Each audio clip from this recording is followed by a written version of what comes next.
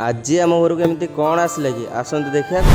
Hi friends, जय Jagannath, welcome to Odia टका blog 2.0 को मुझे स्वागत करुच्ची। सकाल सकाल गाधे पाधे बाहर की गुन्नू मु बसते बसिया टाइम भाई मत कल कले, भाई को आने गली।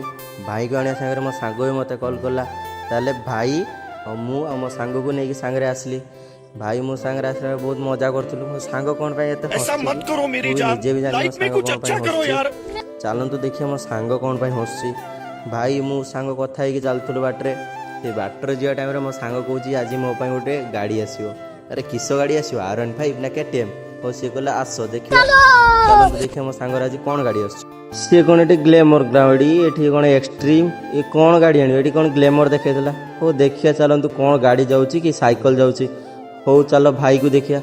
भाई ये तो मैडम को कौन कागज पत्र काम कर भाई गाड़ी ने ना मो सांग गाड़ी किसी भी जानी पार।